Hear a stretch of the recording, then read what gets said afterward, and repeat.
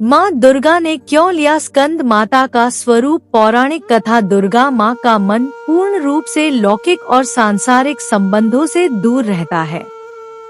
स्कंद माता का पूजन करने वाले व्यक्ति और जीव मुख्यतः सांसारिक बंधनों में रहकर भी उनसे मुक्त होते हैं। माँ दुर्गा के स्कंदमाता अवतार की ऐसी मान्यता है कि माता सती द्वारा अपना देह त्यागने के बाद भगवान शिव ने खुद को सजा देने के लिए स्वयं को सांसारिक बंधनों से दूर कर लिया था और एक तपस्वी के रूप में पहाड़ों के बीच कड़ी सर्दी में तपस्या करने चले गए थे। इसी दौरान तारकासुर और सुरपद्मन नाम के दो राक्षसों ने देवताओं पर हमला कर दिया। उस वक्त देवताओं की मदद करने के लिए कोई नहीं था। तारकासुर और सुरपद्मन नाम के दोनों राक्षसों को ब्रह्मा जी द्वारा यह वरदान प्राप्त था कि उन्हें मारने के लिए शिव जी की संतान को ही आना होगा। उन राक्षसों ने चारों ओर कलह का माहौल बनाया हुआ था और अपने आसपास हर किसी को परेशान करके रखा था। इन दोनों राक्षसों के अत्याचारों को देख देवतागण भी चिंतित थे। तब सभी देवतागण भगवान विष्णु के पास गए और उन्हें अपना दुख सुनाया, परंतु विष्णु जी ने उनकी कोई मदद नहीं की। विष्णु जी से मदद न मिलने पर देवताओं ने नारद जी के पास जाने का सोचा।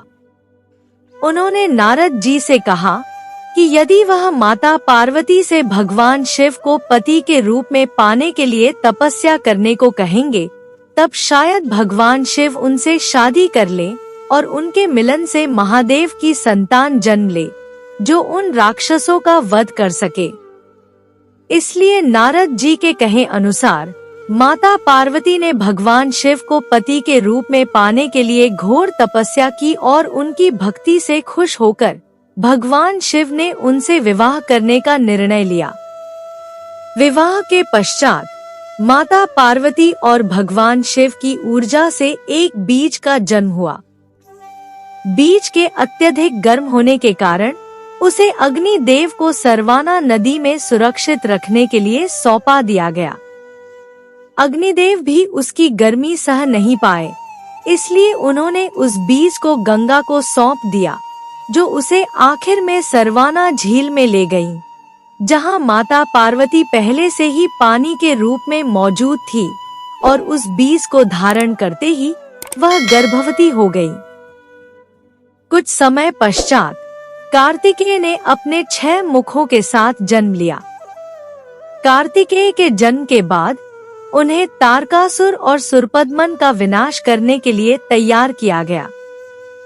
सभी देवताओं ने मिलकर उन्हें अलग अलग तरीके का ज्ञान दिया और राक्षसों से लड़ने के लिए उन्हें महत्वपूर्ण शस्त्र भी दिए। आखिर में कार्तिकेय ने सभी राक्षसों का वध कर दिया। इसी कारण माँ दुर्गा को स्कंदमाता यानी कार्तिकेय की माता के रूप में जाना जाता है।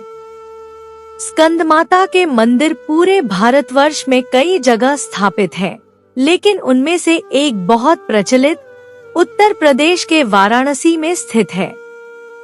देवी दुर्गा के 5वें स्वरूप में स्कंदमाता की पूजा की जाती है। उन्हें अत्यंत दयालु माना जाता है। कहते हैं कि देवी दुर्गा का यह स्वरूप मातृत्व को परिभाषित करता है। स्कंदमाता कमल के आसन पर भी विराजमान होती हैं, इसलिए इन्हें पद्मासना देवी भी कहा जाता है। कहते हैं कि संतान सुख की प्राप्ति के लिए माता की पूजा के साथ ही उनके मंत्र की आराधना भी विशेष फलदायी होता है। विशेष माँ दुर्गा का स्कंदमाता अवतार हमें यह सिखाता है कि कैसे एक माँ सदैव अपने बच्चे को अच्छाई की ओर बढ़ना सिखाती है। यदि कभी जीवन में बुराई का सामना करने के लिए शस्त्र भी उठाने पड़े, तो माँ अपना पूरा समर्थन देती है।